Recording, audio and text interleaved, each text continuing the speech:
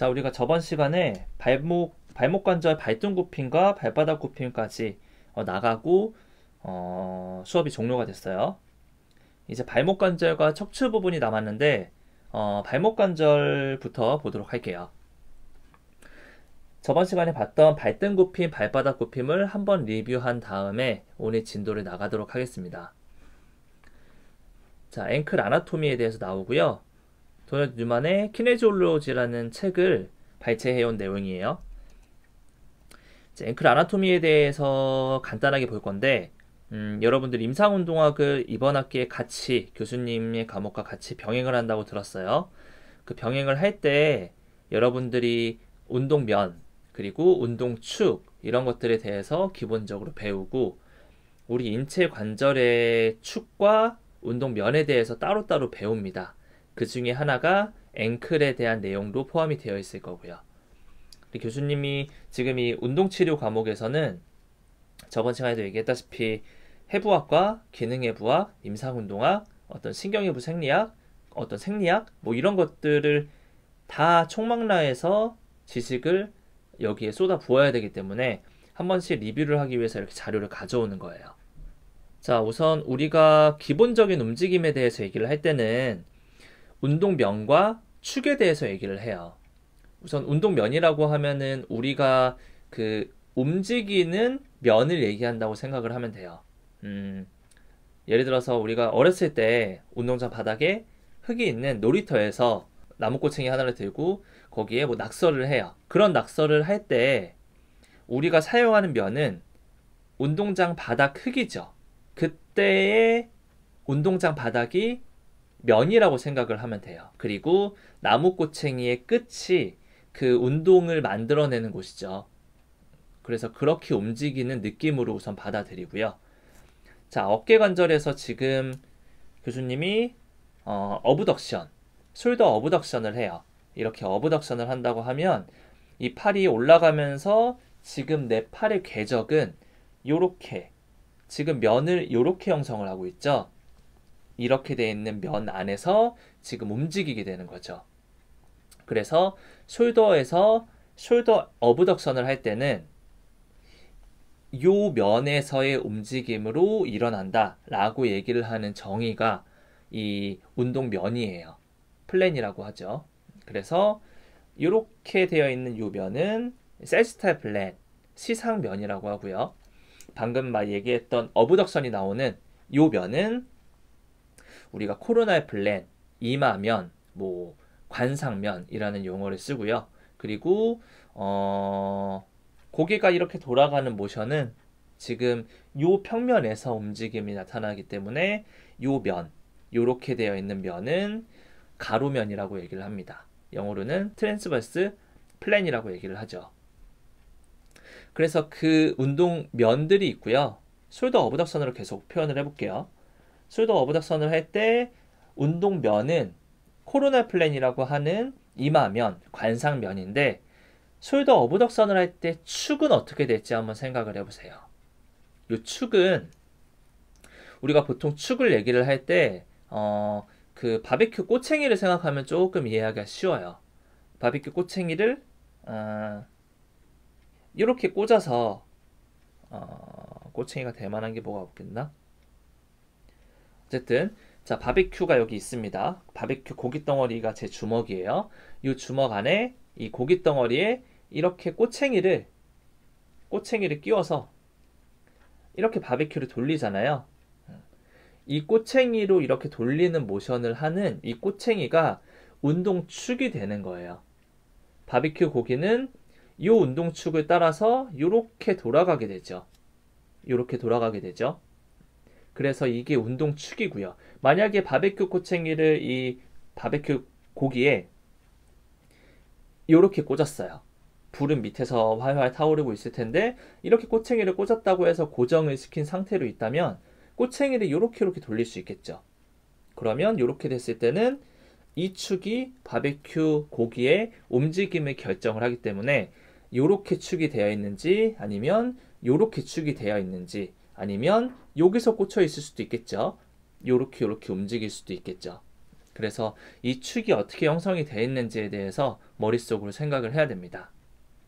다시 숄더 어브덕션으로 표현을 하자면 어브덕션을 할 때 이 꼬챙이는 이 운동축은 요렇게 되겠죠. 요렇게 축이 형성되어 있는 상태에서 얘를 요렇게 이렇게 돌리면 어브덕션이 나오고요. 요렇게 내리면 어덕션이 나오는 거겠죠. 그래서 이렇게 되어 있는 축을 우리가 앞에서 뒤쪽으로 연결되는 축이다. 그래서 앞 뒤축이라고도 하고요. 영어로는 AP axis, AP축이라고도 얘기를 합니다. 뭐 이 AP와 PA 이런 용어들은 여러분들이 엑스레이 판독을 할 때도 쓰는 용어인 거 알고 있을 거고요. 어쨌든 정리를 한번 해봅시다. 운동 형상학 중에는 뼈 운동 형상학이라는 것이 있어요. 뼈가 어떻게 움직이는지에 대해서 배울 때는 이 운동면과 운동면 플랜과 운동축, 엑시스가 중요하다라는 것을 꼭 기억을 해주시고요. 편하게 설명을 하기 위해서 제가 직접 보여줄 수 있는 이 화면에서의 관절이 대표적인 게 숄더이기 때문에 숄더로 예시를 들었고요. 오늘 우리가 할 앵클 한번 보도록 할게요. 자, 그래서 이제 앵클도 마찬가지예요. 아까 전에 말했던 그 축이 세 가지 축, 숄더에 세 가지 축이 있겠죠. 근데 앵클도 마찬가지로 여기를 보면 이 축이 하나 있고요. 이 축이 하나 있고 이렇게 되는 축이 하나 있고 그리고 여기에 뱅글뱅글 돌리는 축이 이렇게 형성이 되어 있습니다. 아까 전에 숄더 어브덕션을 만들었던 축은 여기 나와 있는 대로 AP 엑시스라고 하는 AP축이고요. 앵클에서는 세 가지 움직임이 있겠죠. 짝지어서 세 가지 움직임이 있는데 첫 번째는 돌시플렉션, 프렌터 플렉션이라고 하는 발등 굽힘, 발바닥 굽힘, 구형으로는 족배 굴곡, 족저 굴곡이라고 얘기를 하고요. 앞으로 가서 본다면 이제 발목에서도 어덕션이라고 하는 모음이라는 움직임과 어브덕션이라고 하는 벌림이라는 움직임이 나오죠. 모음, 벌림, 외전, 내전이라는 움직임이 있고요. 마지막으로는 안쪽 들림과 바깥 들림이라는 용어가 있는데 뭐 안쪽 들림, 가쪽 들림이라고도 하고요. 안쪽 들림, 가쪽 들림의 경우에는 이런 식으로 나오는 거죠. 이런 식으로. 인버전은 안쪽 들림이고요. 안쪽이 들려 있죠. 엄지발가락이 여기니까요. 안쪽 들림, 가쪽 들림, 인버전, 에버전. 구형으로는 내반, 외반, 뭐 이렇게 표현을 할 수 있겠습니다. 근데 이 앵클에서는 좀 특이한 것이 요 움직임에 대한 축이 우리가 해부학적 자세에서 축을 가지고 얘기를 보통은 많이 하는데 앵클은 좀 달라요. 여기를 보게 되면 응용된 움직임에 대한 정의라고 나오죠.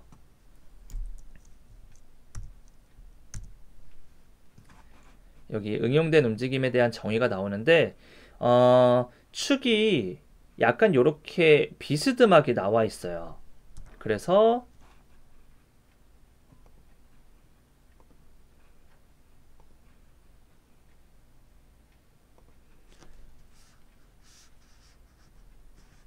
표현을 여기서는 발목에서는 요 용어를 써서 축을 얘기를 할 때 이 용어를 씁니다. 오블리큐 엑시스라고 해서 약간 비껴서 축이 형성이 되어 있다 보니까 비축이라고 얘기를 하는 거죠. 비축. 그래서 이 축에서 일어나는 움직임을 아까 말했던 두 쌍씩 세 가지 움직임을 이렇게 두 모션으로 나눠서 설명을 합니다. 첫 번째가 프로네이션이에요.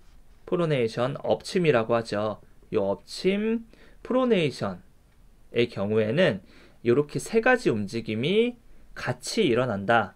이 오블리큐 축을 기점으로 이렇게 엎침이란 움직임은 세 가지 움직임이 같이 일어난다 라고 합니다. 첫 번째는 가쪽 들림이고요. 두 번째는 벌림, 세 번째는 발등 굽힘. 이 움직임이 같이 일어나는 거고요. 그리고 슈피네이션,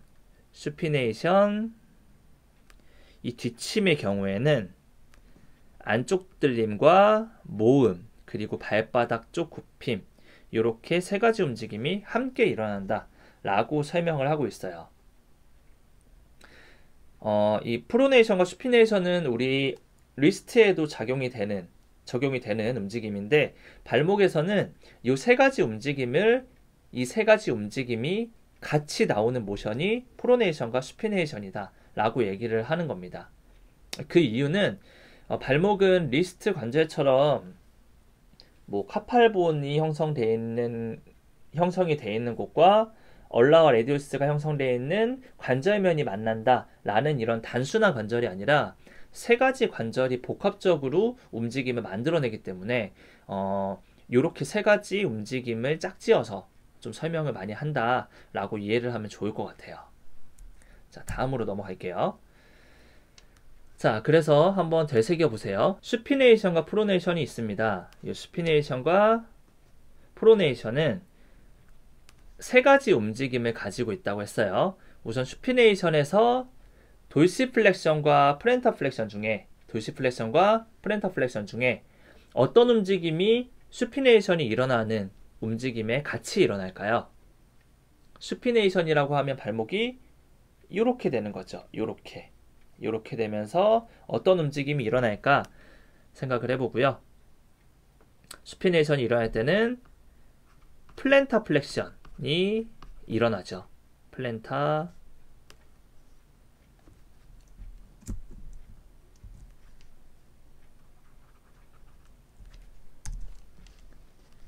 슈피네이션이 일어날 땐 플랜터 플렉션이 일어나게 되고요.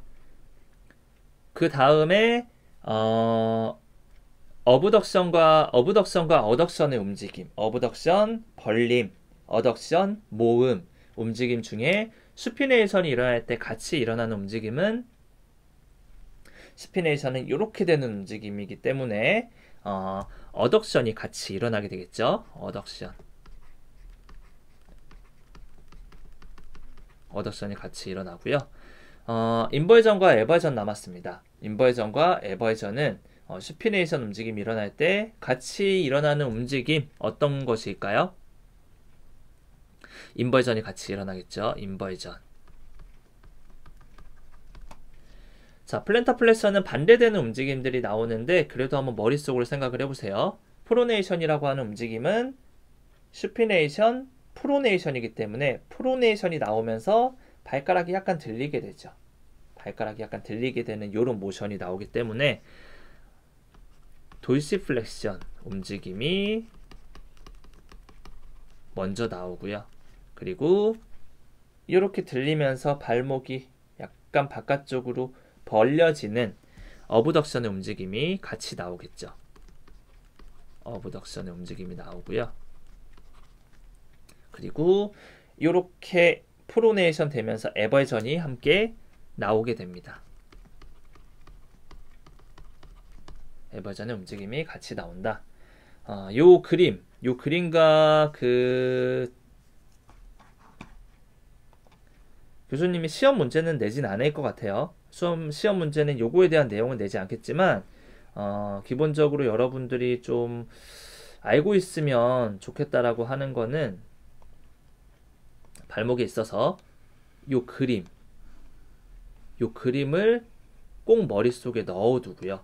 특히 요 오블리키 축으로 되어 있는 요 그림을 머릿속에 넣어주시고 요 슈피네이션과 프로네이션 여기 있죠. 슈피네이션과 프로네이션 이 두 가지 용어에 대한 내용을 머릿속에 꼭 넣어주세요.